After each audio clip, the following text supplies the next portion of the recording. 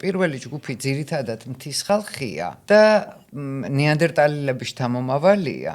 და ამიტომ უნდა მიირთვას ხორცი. აქვს მაღალი მჟავიანობა კუჭის, მიდრეკილია გასტრიტებისკენ, ბორჯომის და ლიკანის მკურნალობა ძალიან უხდებათ, ანუ ტუტეზე და არ შეიძლება იყოს ვეგეტარიანელი და ვეგანი.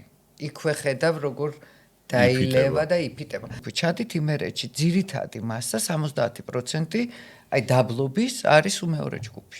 რა მარგებს? ყველი ყველანაირი, ქათამი, არაკი კი ბატონო, მაწონი კი ბატონო. შემდეგ ჭადი, ღომი ჩვენთვის არის. პირველ ჯგუფს მაგრავნებს.